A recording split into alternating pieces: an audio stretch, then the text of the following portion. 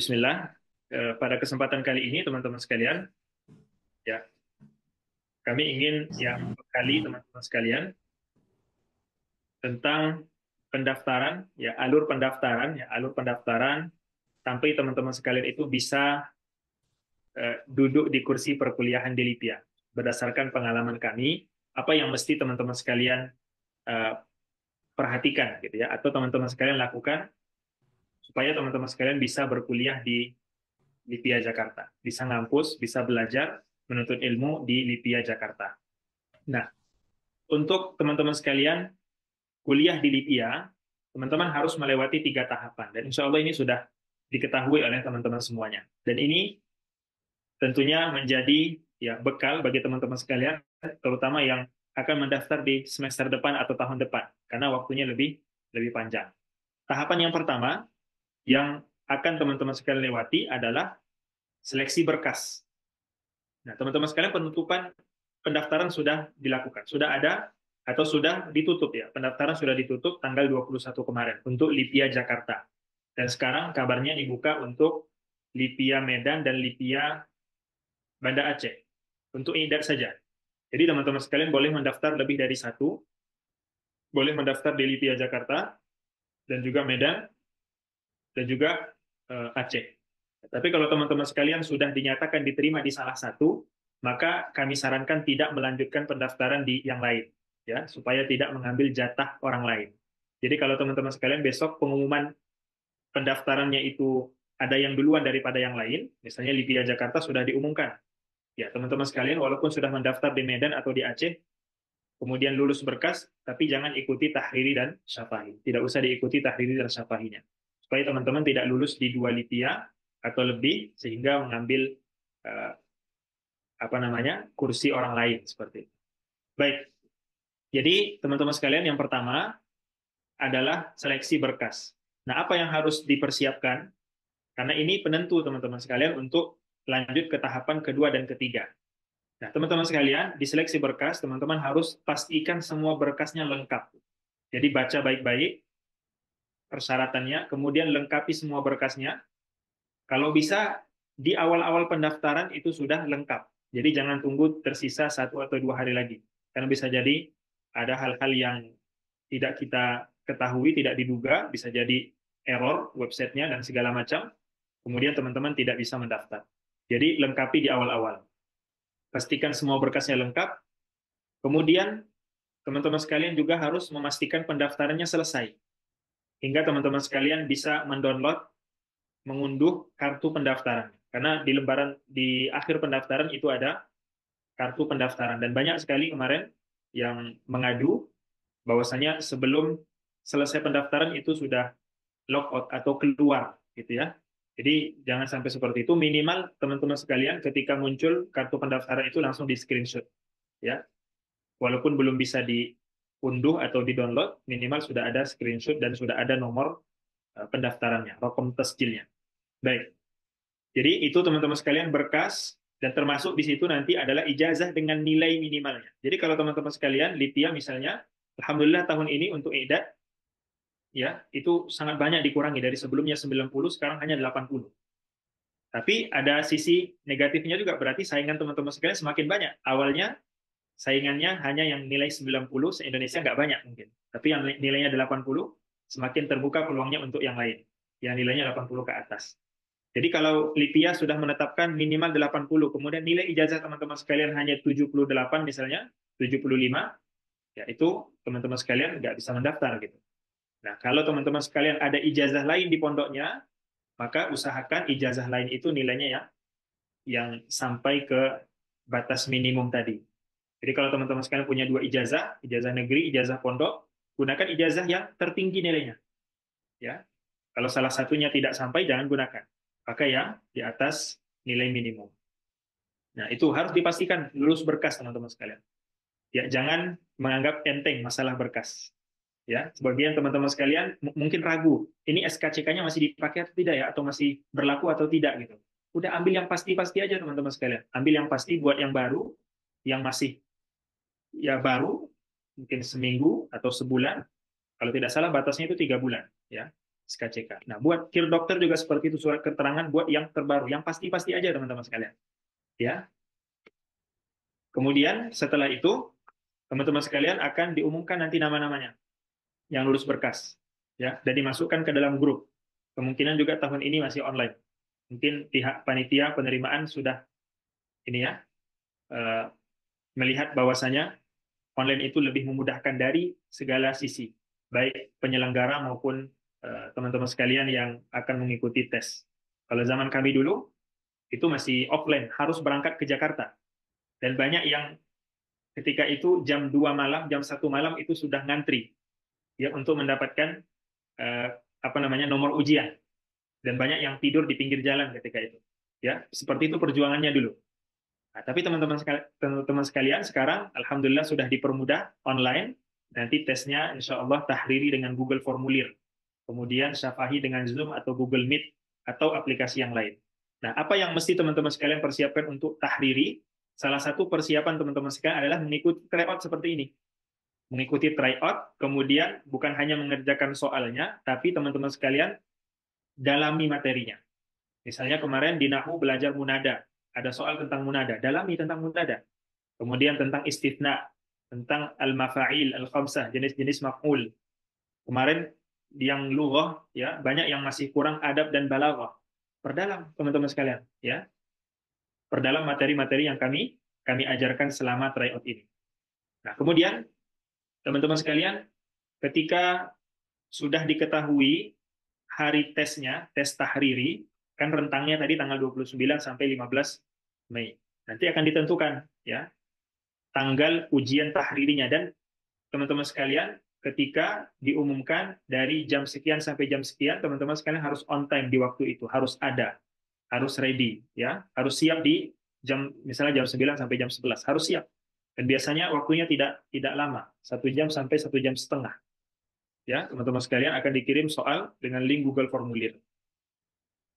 Kemudian ketika mengerjakan teman-teman sekalian, nah saran kami jangan buru-buru, walaupun waktunya tadi terbatas, tapi teman-teman sekalian cek sekali, 2 kali, 3 kali, cek dari awal sampai akhir jawaban teman-teman sekalian betul-betul sudah sempurna semuanya. Ya, mungkin kemarin kami lihat di tryout ini ada yang 15 menit, 20 menit itu sudah selesai, Masya Allah. Ya, tapi nilainya tidak banyak yang sempurna. Jadi teman-teman sekalian jangan buru-buru, ya, jangan buru-buru dalam mengerjakan soal, periksa baik-baik dari awal sampai akhir, ulangi. Nggak ada ruginya mengulangi 2 kali, sampai 3 kali, 4 kali, 5 kali, hingga teman-teman memastikan jawabannya semuanya pasti, ya, yang paling benar menurut teman-teman sekalian. Ya, baik. Kemudian pastikan jawaban teman-teman sekalian terkirim. Ya, ini penting. Kalau nggak terkirim, nanti nggak bakalan keluar nilainya. Jadi pastikan jawaban teman-teman sekalian terkirim dengan menekan ada tombol send atau kirim di akhir dari halaman soal Google Formulir. Nah, dan 1 soal, 2 soal itu sangat menentukan karena tadi jumlah pendaftar ribuan orang, 3.000 orang. Jadi 1 soal, 2 soal, 3 soal yang teman-teman sekalian salah dalam menjawab itu sangat menentukan nilai teman-teman sekalian. Nah, jadi harus dicek, benar-benar dicek dan pastikan jawaban teman-teman sekalian terkirim. Kemudian selanjutnya ada tahapan yang ketiga, yaitu tes syafahi atau interview. Nah, ini kemarin sudah diadakan bimbingan hiwar. Nah, di situ sudah kami sampaikan ya sebenarnya tips-tipsnya, trik-triknya untuk mengikuti tes syafahi atau interview. Dan di sini kami ulang kembali teman-teman sekalian. Apa yang dilihat sebenarnya apa yang dinilai sebenarnya dari tes syafahi? Pertama adalah kelancaran bahasa teman-teman sekalian, khususnya yang mendaftar S1, Syariah, Lughah, dan Idari. Maka kelancaran bahasa itu adalah sesuatu yang mutlak, harus sudah bisa ke S1. Harus sudah bisa berbahasa Arab, aktif dan pasif. Jadi teman-teman sekalian, lancarkan mulai hari ini.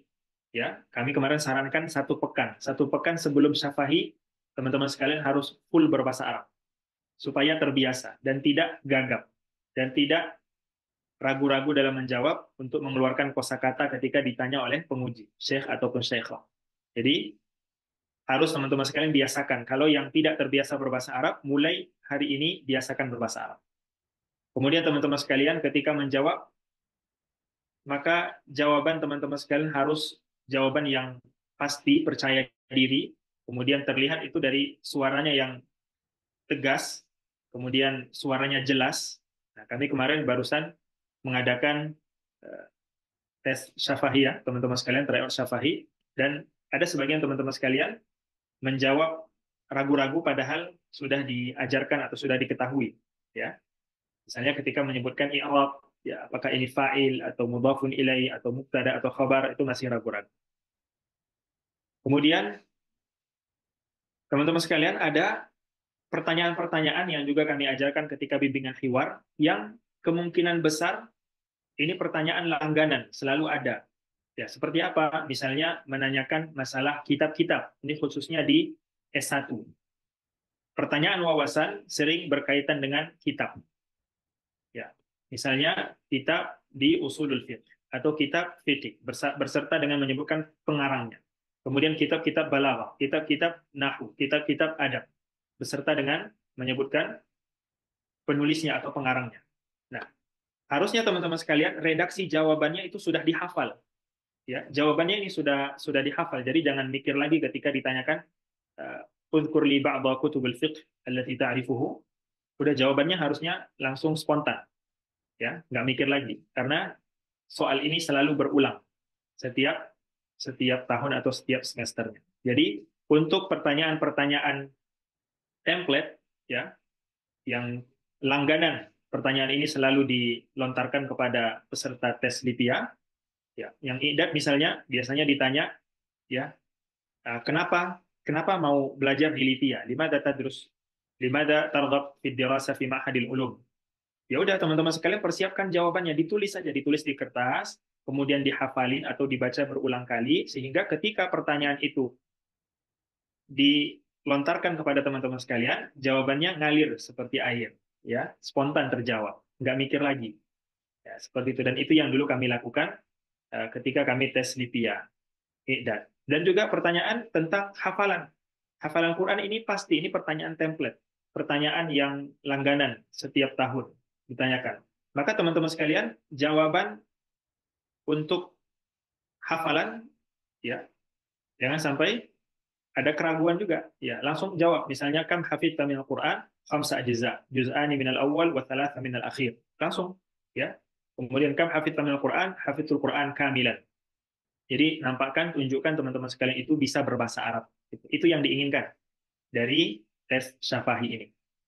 Nah, kemudian siapkan juga hafalan Qur'annya dan sampaikan apa yang ada saja, ya, yang mutkin, yang bobit, yang hafalannya kuat, karena akan diuji. Walaupun ujiannya itu formalitas, maksudnya formalitas itu soalnya bukan seperti soal MTQ ya, yang sulit atau yang ada level-level soalnya. Ini soal-soalnya biasanya yang mudah, dari awal surat, dari awal halaman.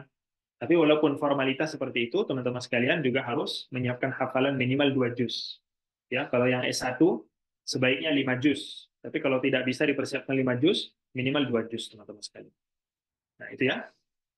Nah, teman-teman sekalian, juga selama tes itu ya harus memperbanyak doa, memperbanyak ibadah, ya, mendekatkan diri kepada Allah Subhanahu wa taala, minta kemudahan kepada Allah. Kemudian yang terutama adalah teman-teman sekalian harus mengikhlaskan niat, ya. Teman-teman sekalian, ke LIPIA itu mau apa? Mau menuntut ilmu, ya kan? Niatnya adalah untuk menuntut ilmu, ilmu bahasa Arab, ilmu agama.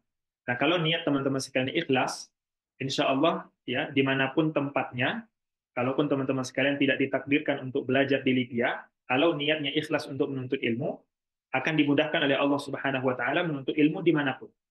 Dan banyak teman-teman kami yang tidak lulus di Libya dan dia ridho dengan keputusan Allah, ketetapan Allah, takdir Allah, akhirnya keterima di Madinah. Ya kan, luar biasa. Kemudian keterima di Arab Saudi dan di Mesir, di tempat-tempat yang lain, di Sudan. Dan banyak yang seperti itu. Jadi asalkan teman-teman sekalian ikhlas, insya Allah tempat bukanlah yang paling utama, tapi niat teman sekalian, niat teman-teman sekalian yang paling utama, benar-benar niatnya itu karena Allah, bukan karena lipianya. Tapi karena lipia ya mendukung untuk menuntut ilmu dengan maksimal, ya makanya kita sekarang usahakan untuk ke lipia. Tapi kalau seandainya teman-teman sekalian tidak lolos, tidak lulus ke lipia, maka teman-teman sekalian tempat belajar masih banyak. Dan kami mengingat perkataan salah seorang senior kami, al-makanu la yuqaddisur rajul, atau la yuqaddisus syakhs. Bahwasanya tempat itu tidak mensucikan seseorang atau tidak menjadi penentu seseorang itu ya menjadi suci atau berilmu, bukan tempatnya.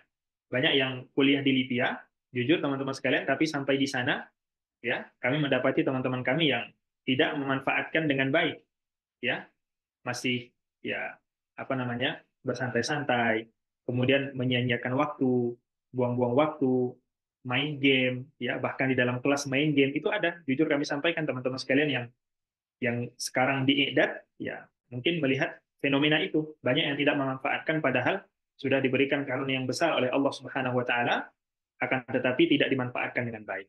Maka teman-teman sekalian, yang tidak lulus tetap bersyukur kepada Allah, yang lulus tentu lebih bersyukur kepada Allah Subhanahu wa taala karena kuliah di Libya itu uh, suatu karunia yang luar biasa karena teman-teman sekalian bisa belajar dengan dosen-dosen taraf internasional, tapi teman-teman sekalian di Indonesia nggak perlu keluar negeri, tapi bisa belajar dengan masyayikh dari banyak negara.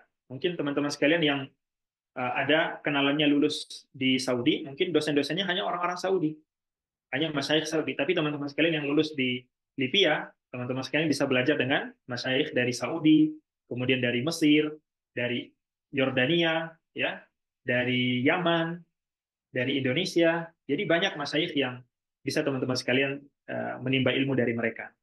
Jadi teman-teman sekalian, selain ya teman-teman sekalian mendapatkan kuliah yang full beasiswa, gratis, bahkan teman-teman sekalian mendapatkan uang saku, IDAT 100 real dan S1 200 real. Teman-teman sekalian juga mendapatkan fasilitas dosen yang taraf internasional, kemudian fasilitas-fasilitas yang lain juga gratis. Selama teman-teman sekalian mulai masuk Libya sampai tamat tidak pernah dipungut biaya serupiah pun. Ya, dari awal bahkan sampai wisuda, biasanya kan wisuda di universitas lain itu membayar kan? Beli bajunya, toganya, ya, dan lain segala macamnya. Tapi ini sama sekali tidak ada diminta sepeser pun, serupiah pun. Ini karunia yang besar, teman-teman sekalian yang lulus, maka ya perbanyak syukur kepada Allah Subhanahu Wa Taala.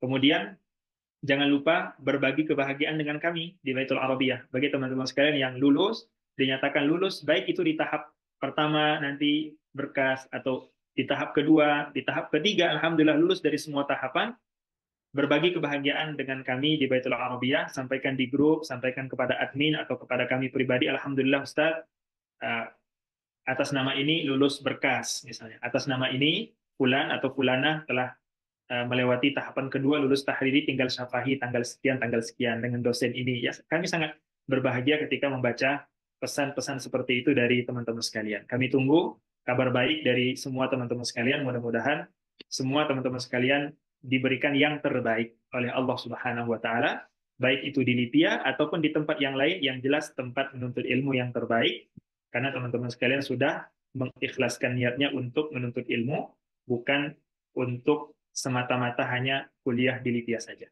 atau membatasi diri hanya di Libya saja. Barakallahu fikum teman-teman sekalian, itu saja masukan sedikit nasihat sharing dari kami di Baitul Arabiyah. Sekali lagi kami ucapkan ahlan wa sahlan sebagai keluarga besar Baitul Arabiyah. Teman-teman sekalian, dengan penutupan, dengan berakhirnya tryout ini, bukan artinya kita berakhir hubungan kekeluargaannya di Baitul Arabiyah, tetap kita adalah keluarga. Teman-teman sekalian masih bisa mengikuti kegiatan-kegiatan yang lain, kemudian event-event yang lain, kemudian wawasan ilmu yang lain dari media sosial di Baitul Arabiyah. Kami sangat terbuka kepada teman-teman sekalian untuk mengikuti kegiatan-kegiatan yang ada di Baitul Arabiyah. Barakallahu fikum teman-teman sekalian, kita tutup. Subhanakallahumma bihamdika, asyhadu an la ilaha illa anta, astaghfiruka wa atubu ilaik. Kami kembalikan kepada Ustaz Abdul Aziz. Assalamualaikum warahmatullahi wabarakatuh.